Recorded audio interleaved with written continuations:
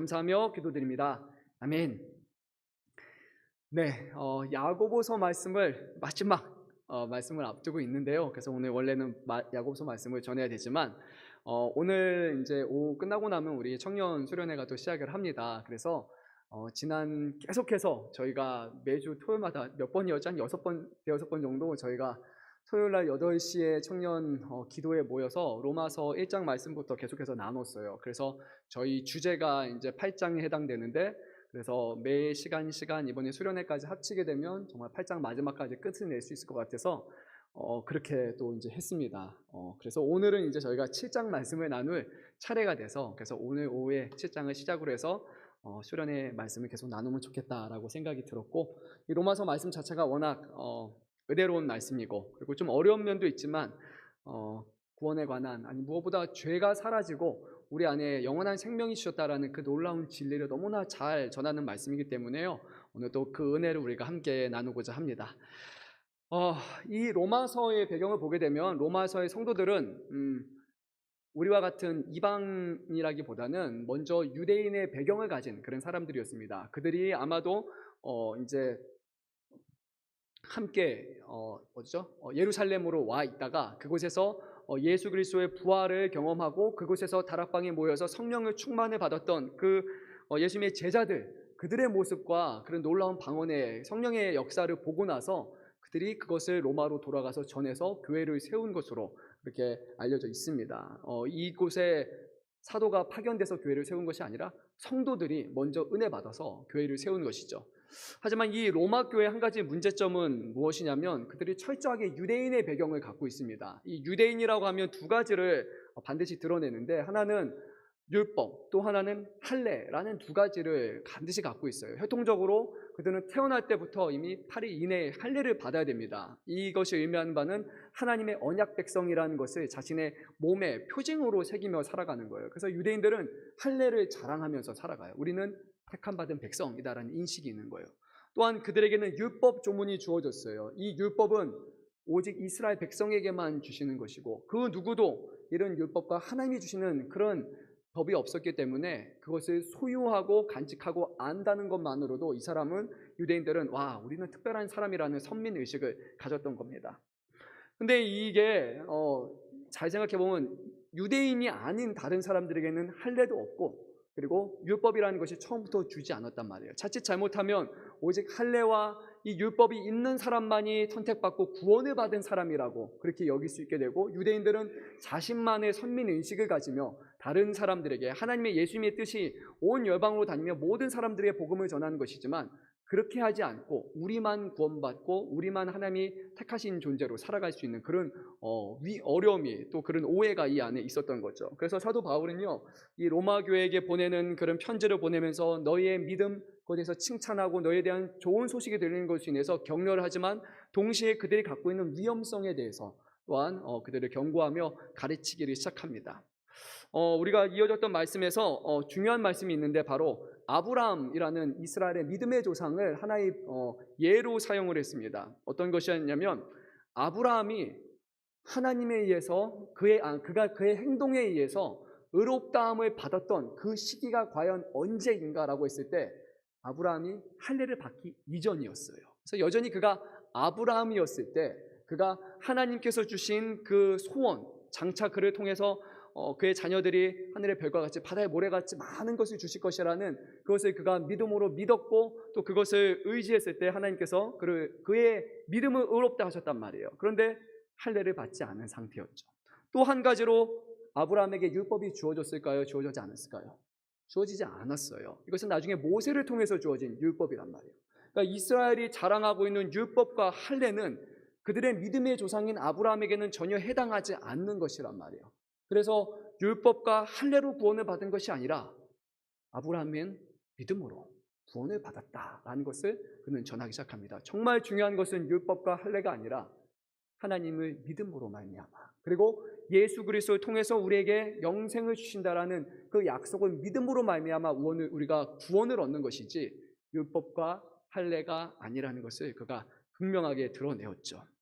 그래서 이방인에게도, 저와 여러분에게도 동일한 구원이 지금 예비되어 있다는 것이죠. 그래서 5장을 시작으로 해서요, 그러면 이 믿음이 무엇인가? 그냥 막연한 믿음인가? 그것이 아니라 이 믿음은 바로 우리가 예수 그리스도로 말미암아 하나님과 화평함, 평화를 누리게 된 것이고, 예수 그리스도로 말미암아 하나님의 영광에 이르는 영생의 소망을 품게 됐다고 말하며, 이 믿음의 주체가 바로 예수 그리스도라는 것을 사도 바울은 강력하게 전해요. 그러면 왜 예수 그리스도로 말미암아 우리가 하나님의 영광을 소망하는 사람이 되었을까? 그 이유는 5장 8절에서 이렇게 말합니다. 우리가 아직 죄인이 되었을 때 그리스도께서 우리를 위하여 죽으심으로 하나님께서 우리에 대한 자기 사랑을 확증하셨기 때문이다 라고 말합니다. 오직 다른 이름을 주신 적이 없고 그리스도를 통해서 하나님이 우리를 사랑하신다라는 것을 드러냈기 때문에, 우리가 여전히 죄를 저지르고 우리가 어리석음 가운데 살아가지만 하나님을 우리를 향한 마음은 그리스도를 통해서 사랑으로 명확하게 드러냈기 때문에 우리는 그리스도로 말미암아 온전한 구원을 받을 수 있다는 거예요. 또한 6장에 이르러서 사도 바울은 이렇게 말했어요. 우리는 예수 그리스도께서 우리의 죄로 인하여 죽으셨다.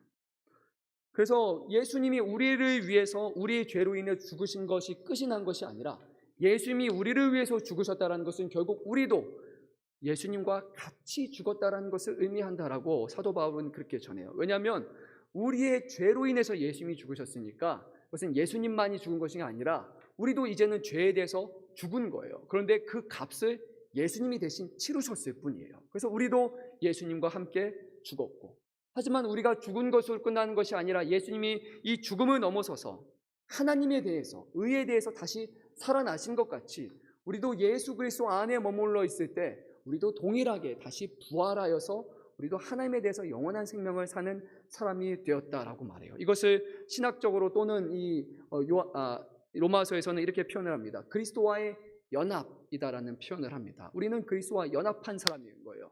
죽는 것도 같이 연합해서 같이 죽었고, 우리는 사는 것도 같이 연합해서 사는 사람이 되었어요. 죄에 대해서는 죽고 하나님에 대해서 사는 사람이 된 거예요. 예수님이 죽으시고 부활하셨다는 것은 우리가 부활했다는 것을 의미하는 거예요. 우리가 그리스도와 연합한 사람이 되었기 때문이에요. 놀라운 복음을 우리에게 전했습니다. 어떻게 이게 놀랍게 여겨지십니까? 분명히 내가 죽어야 되는데 나는 살아있어요. 그런데 그리스도께서 나를 위해서 죽으신 것이 내가 죽은 것이 된 것이고, 그리스도께서 나를 위해서 대신해서 부활하신 것이 지금 내가 부활한 놀라운 사건이라는 거예요. 나와 그리스도는 지금 연합해서 하나 되었기 때문이라고 그는 고백하는 것이죠. 그리고 나서 이제는 6장에 그리고 나서 사도 바울은 이렇게 말해요. 우리가 이제 죄에 대해서 죽었잖아요. 예수님이 우리의 죄를 대신해서 죽었다는 것은 우리도 죄에 대해서 죽은 사람이었으니까 더 이상 우리는 또 죽을 수 없는 사람이 되었다는 것을 의미해요. 혹시 2번 죽으시는 분 계십니까?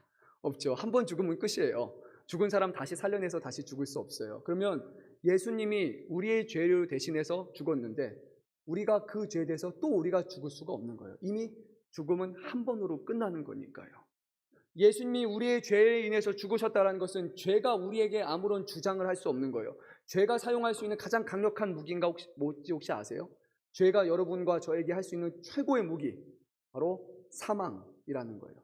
죄가 사망 이상의 것을 우리에게 할 수 없어요. 죄는 우리에게 하나님에 대해서 사망으로 이르게 하는 것인데 이미 우리는 사망을 넘어간 사람이 되었단 말이에요. 누가 사망을 대신 치르신 거예요? 예수님이. 그러면 저와 여러분은 죄로 인해서 사망을 받을 수가 있어요, 없어요? 없다는 거예요. 이게 놀라운 사실이잖아요. 분명히 우리는 죄를 저지른 사람이지만 우리가 그리스도와 연합하여 그리스도를 믿는 사람이 되었을 때, 그 안에서 참된 소망을 갖는 사람이 되었을 때 더 이상 죄는요, 하나님의 사망의 심판을 우리에게 죄로 인해서 줄 수 없다라는 놀라운 진리를 우리에게 전한 거예요. 반면에 우리는 다른 역사가 일어났어요. 예수 안에서 하나님에 대해서는 살아있는 자로서 우리는 영원한 생명을 누리며 살게 되었다. 저와 여러분 뭘 했습니까? 우리가 한 것이 없어요. 그냥 그리스도를 믿었다. 그리스도가 우리 위해서 이 모든 것을 하셨다.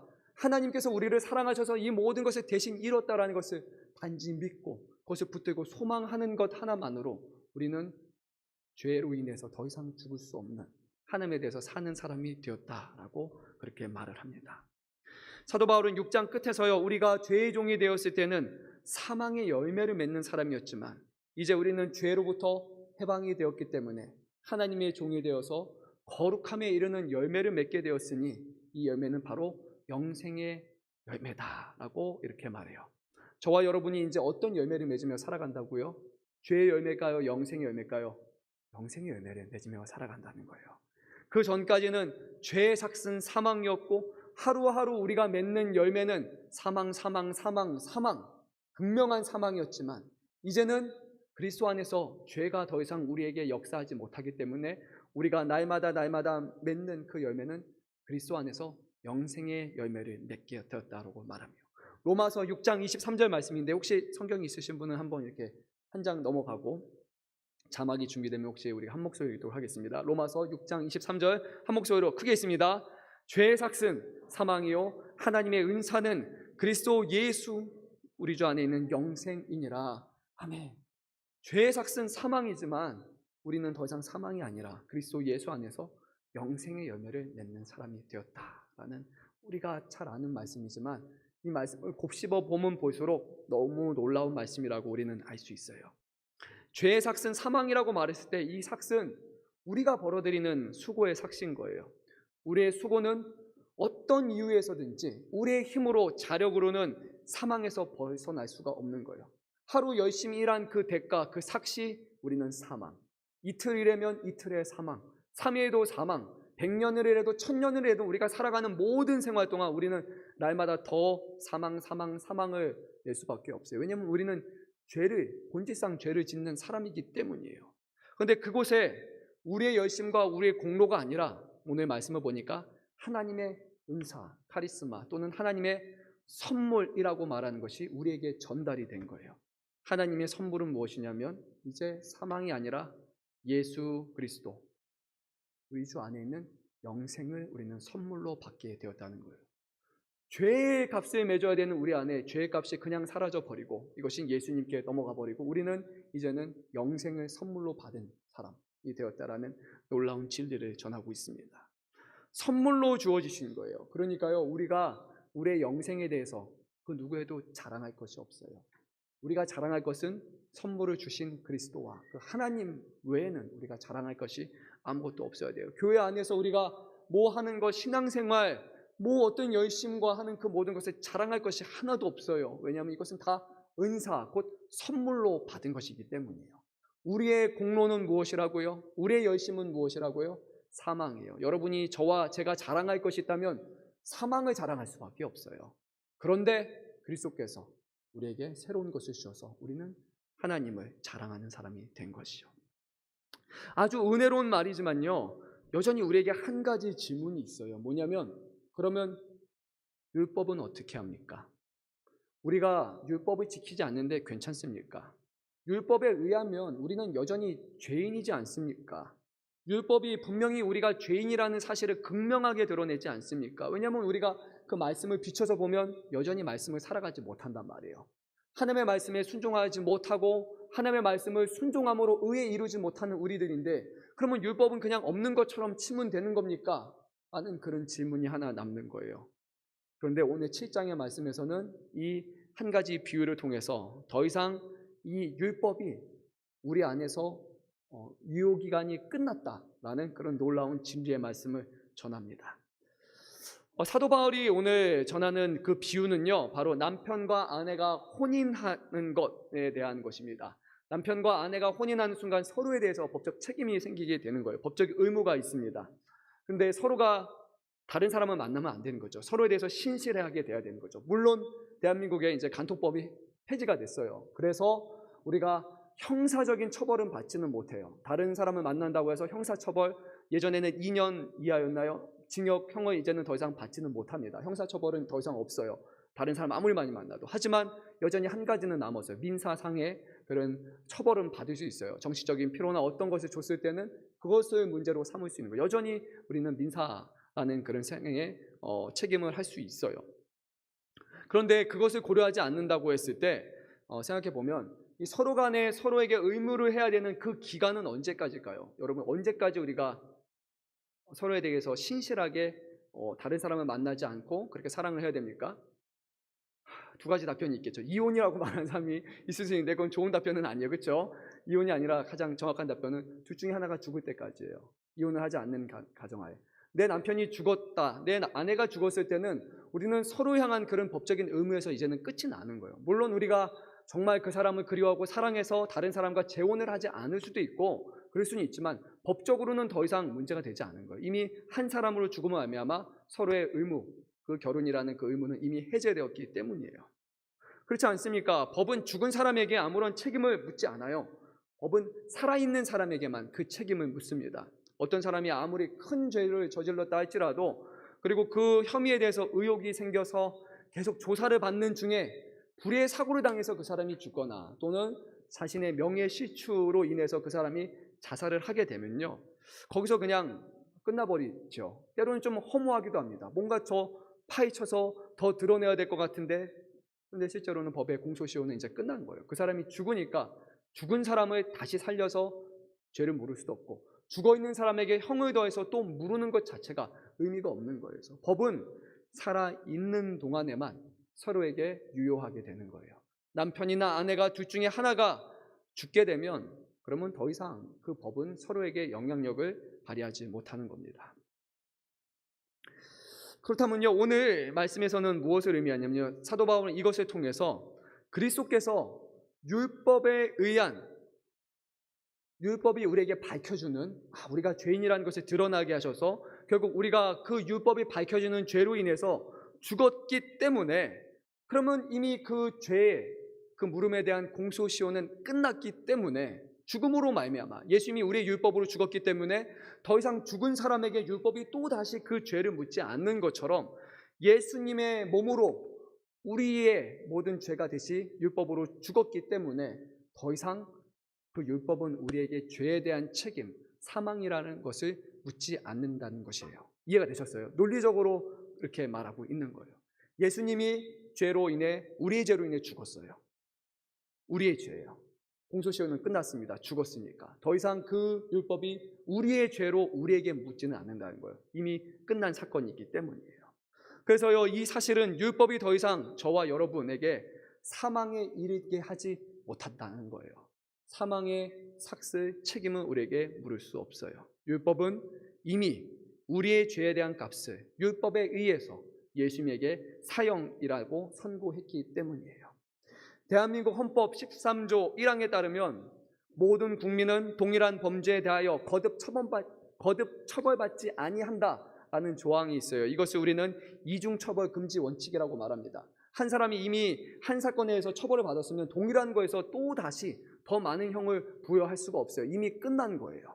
그것이 아닌 다른 거에 또 잘못했을 때 추가가 돼서 책임을 물을 수 있지만 한 가지 사건에 한 가지로 끝나는 거고 한 사람이 이미 끝나면 더 이상 법은 우리에게 묻지 않는 거예요. 그래서요, 우리의 죄의 값을 누가 치르셨다라고요? 그리스도께서 치르셨다는 거예요. 이것은 아주 놀라운 사실이에요. 만약에 그리스도께서 우리의 죄로 인해 죽지 아니하시고 그 값이 여전히 유효하다면 그 값은 누구를 향해야 되는 거예요? 저와 여러분에게 향하는 거예요. 오늘도 우리가 예수를 믿지 아니하고 우리의 죄로 인해서 예수님이 죽으셨다는 것을 받아들이지 않으면요, 이 율법은, 이 성경은 그 율법과 성경의 말씀대로 순종하지 못하는 우리에게 날마다 죄를 묻고 날마다 우리는 사망이라는 선언을 하고 있는 거예요. 하지만 그 사망의 선언이 오직 그리스도로 인해서 그분이 모든 것을 대신 지셨기 때문에 사망의 선언이 이제 한순간에 다 끝나버렸다는 거예요. 이것을 믿으십니까? 이것을 감격해 하십니까? 정말 이것이 정말로 이게 그냥 문자상으로 느껴지는 것이 아니라 내가 형장에 있고 예수님이 같이 서 계신데 거기서 사형이라는 판도가 나왔을 때 예수님이 내 앞에 서시면서 나에게 물으라, 내가 대신 지겠다라는 것을 여러분 우리가 입체적으로 가시적으로 볼 수 있다면요, 우리는 이 말씀에 대해서 주님이 우리를 위해서 행하신 일에 대해서 전혀 다르게 생각할 수밖에 없을 거예요. 어떻게 내가 죽어야 되는데 하나님의 아들이 나의 죄와 나의 사망에 대해서 대신 죽으실 수 있습니까? 그 고귀하시고 그 하늘의 보좌에 계셔야 될 그 하나님이 어찌 벌레만도 못한 나를 위해서 대신 죽으시는 것이 가당키나 한 겁니다. 이런 생각이 들지 않을까요? 저는요, 막 이런 생각 들어요. 너무 안타까운 죽음, 뭐라고 할까요? 그냥 나 같은 죄인이 죽어야 마땅하는데 하나님이라는 분이 이 책임을 진다는 건 너무 사치스러운 형벌처럼 느껴지는 거예요. 하나님은 너무나 거룩하시고 너무나 자비로우시고 다른 존재잖아요. 죄가 없으신 분이잖아요. 나는 죽어 마땅한 사람인데, 그런데 하나님은 그것이 아니라 내가 대신 죽겠다라고 말씀하십니다. 뿐만이 아니라 한 사람 한 사람, 이 세상에 있는 모든 사람, 그리스도를 믿는 그 모든 사람들의 수천, 수억, 수십억 명의 죄를 다 그 앞에 직접 서시며 그 죄에 대한 대가도 내가 지겠다. 그것도 내가 지겠다. 그것도 내가 지겠다. 율법이 말하고 있는, 하나님이 말씀하고 있는 모든 죄에 대한 대가는 사람에게 묻지 말고 내가 다 지고 내가 다 죽겠다라고 말씀을 하시는 겁니다. 주님은 무엇을 위해서 이런 일을 하셨습니까? 우리가 주님을 위해서 한 것이 아무것도 없는데, 우리가 아직 죄인이 되었을 때, 우리가 의로운 사람이 아니었는데, 하나님을 알지 못하고 여전히 죄와 사망 가운데 살아가는 죄인임에도 불구하고 하나님은 죄인된 우리 앞에 먼저 나서서 그 모든 죄를 다 지시며 내 사랑하는 자녀, 내 사랑하는 이들에게 내가 대신 죽겠다라고 그것을 택하심으로 우리를 향한 하나님의 그 끊을 수 없는 영원하고 놀라운 그 사랑을 정확하게 확증시켜 주다는 것입니다. 이 말씀을 듣는 여러분 마음 안에 하나님한테 감사, 예수만의 감사와 그리고 기쁨이 온전히 새겨질 수 있기를 간절히 소망합니다. 뿐만이 아니에요. 우리는 이제 죽은 것, 죄에 대해서 죽은 것, 사망에 이르지 못하는 사람이 끝난 것이 아니라요. 오늘 4절, 6절 말씀을 보면 하나님을 위해서 우리는 선한 열매를 맺을 수 있는 사람이 되었다라고 말씀하고 있어요. 우리 한번 4절, 6절 말씀을 한 목소리로 읽도록 하겠습니다. 그러므로 내 형제들아, 너희도 그리스도의 몸으로 말미암아 율법에 대하여 죽음을 당하였으니 이는 다르니 곧 죽은 자 가운데 살아나신 이에게 가서 우리가 하나님을 위하여 열매 맺게 하려 함이라. 6절 말씀입니다. 이제는 우리가 얽매였던 것에서 죽었으므로 율법에서 벗어났으니 이러므로 우리가 영의 새로운 것으로 섬길 것이요 율법 조문에 묵은 것으로 아니할지니라. 아멘. 우리가 율법을 지키며 하나님을 의롭게 하는 그런 사람이 아니라, 율법을 지킴으로 하나님을 섬기는 사람이 아니라 이제는 우리 안에 계시는 영, 성령으로 인해서 그분의 말씀에 순종함과 그분이 우리에게 보여주시는 새로운 삶을 살아감으로 인해서 우리는 죄를 날마다 짓는 사람이 아니라 하나님이 기뻐하시는, 하나님이 원하시는 영생의 열매를 맺으며 그리고 생명을 살리는 사람으로 살아갈 수 있게 되었다는 거예요. 여전히요, 우리는요 죄가 있는 사람이에요. 그래서 매주마다 이곳에 와서 죄에 대해서 회개를 하잖아요. 하나님, 한 주간에 지은 죄가 너무 많습니다. 너무 많아요. 생각하면 생각할수록 밑도 끝도 없이 죄가 많습니다. 그럼에도 불구하고 그 죄가 여러분과 저를 절대 사망에 이르지 못하는 죽음입니다. 그리고 그 모든 죄를 하나님 앞에 구하면 주님은 그 사망의 대가를 이미 다 치르셨기 때문에 그 모든 것을 치르신 하나님께서 우리의 죄를 용서하시고 우리 안에 있는, 우리를 위해서 죽으신 그리스도를 바라보며 더 이상 너희는 죄가 없다, 너희는 이제 의롭게 되었다라고 날마다 우리를 향해서 칭해 주시는 놀라운 칭의라는 것을 우리는 얻게 되었습니다. 우리의 옛사람은요 그리스도와 함께 십자가에 못 박혀 죽었어요. 죄는 더 이상 우리를 주장하지 못해요. 죄가 할 수 있는 최선이 사망이지만 사망에서 우리는 자유함을 받았고 더 나아가서 성령께서 우리 안에 놀라운 일들을 이뤄주신다는 겁니다. 영생은 선물로 받는 거예요. 그리고 영생을 받았다는 것은 죄에 대해서는 죽고 우리는 하나님에 대해서는 산 사람이라는 거예요. 단순히 그냥 오래 사는 것이 영생이 아니라요, 우리는 죄로 영원한 죽음, 너무 놀랍지 않아요? 사망에 대한 죽음을 선고받았다라는 이 놀라운 사실. 하지만 동시에 영원한 생명에 대해서 예스, 너는 영원히 사는 사람, 하나님에 대해서 영원히 사는 사람이야 라고 우리는 법적인 선언을 땅땅땅 받았다라고 오늘 성경은 말씀하고 있어요. 그 은혜를 받은 성도로요, 우리는 감격과 기쁨을 누리며 주와 함께 살아가야 되고 주의 말씀을 지키기를 기뻐하는 사람이 되어야 되고요. 하지만 죄가 우리를 죽일 수는 없지만 여전히 우리는 죄를 미워하는 마음이 있어야 되는 거예요. 왜냐하면 이 죄가 누구를 죽게 만든 죄입니까? 예수 그리스도를 십자가에 못 박게 만든 죄이기에 그 죄를, 우리를 사망에 이르게 하지는 못하지만 죄를 미워하고 의도적으로 죄를 쫓아가는 사람이 아니라 죄와 싸우고 그리고 죄의 노예가 되지 않는 그런 인생을 살아가야 되는 거예요. 우리는 예수 그리스도의 십자가에 2번 못 박게 해서는 안 되지 않습니까? 여전히 우리 안에 죄의 잔재가 있어요. 그래서 우리는 죄에 빠지기도 하고 낙심할 수도 있어요. 사도 바울도 그렇게 말했어요. 마음은 원이지만 여전히 육신이 그렇지 못해서 우리는 죄를 저지를 수 있다라고 말해요.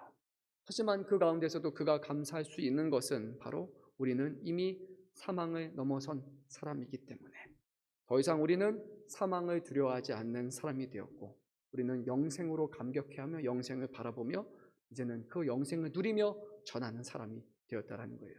우리 안에 죄가 발생할 수도 있어요. 근데 우리가 그 죄에 대해서 죽음에 이르는 죄라고 바라봐서는 안 될 거예요. 그 죄조차도 우리는 이겨낼 수 있는 죄라고.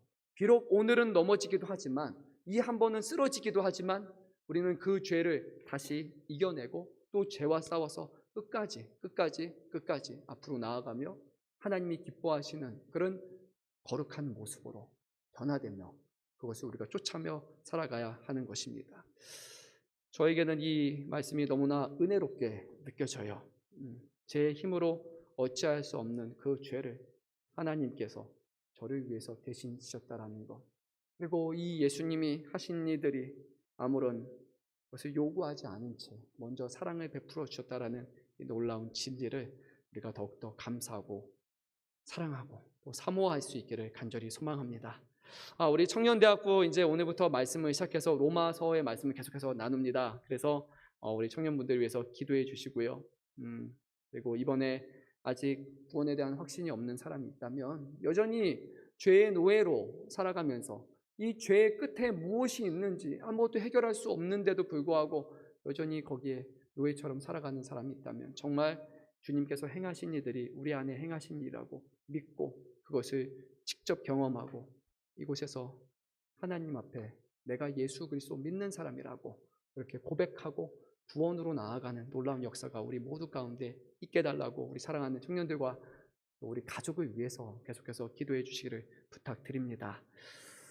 네, 1, 2부 때는 참 말씀이 긴데요. 3부 때는 항상 좀 말씀이 짧게 매는 것 같습니다.